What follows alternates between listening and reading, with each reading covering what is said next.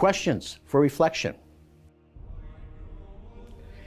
In the first chapter of his powerful letter to the Christians in Rome, the Apostle Paul reaffirms his own calling as an apostle, quote, set apart for the service of the gospel.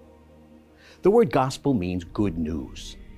His charge is to ensure that this good news is properly conveyed and lived among the early Christians.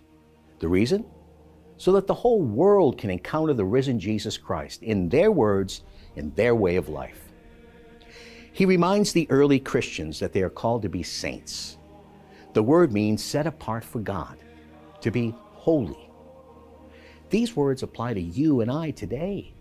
The Christians in Rome were living in a culture given over to depravity and pagan ways.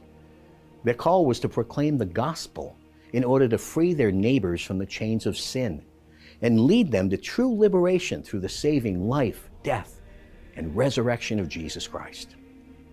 We live, particularly in the West, in a sort of new Rome, a culture which has thrown off its Christian foundations and embraced a new form of depravity, a new kind of paganism. We must proclaim, live, and explain the gospel today. In the letter to the Hebrews, we read, quote, Jesus Christ is the same yesterday, today, and forever. The message we are called to proclaim and live is still good news, and the world of our day needs to hear it and see it. The psalmist David understood the truth in that knowing God, really knowing God, gives rise to a new song in every man and woman. He was far from a perfect man. David sinned greatly, but he also repented greatly. And after he had fallen, got up and began again, learning the lessons of failure.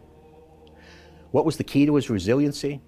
He was a man of continual prayer and praise. And we're called to the same way of life as men and women. We're called to a lifestyle of prayer and praise. Our gospel text for today's Holy Mass is taken from the 11th chapter of St. Luke's account. And in this chapter, Jesus has taught his disciples how to pray and how to persevere in prayer. He's cast out the demons of hell, only to have some so-called religious leaders actually attribute this powerful work of God to the devil.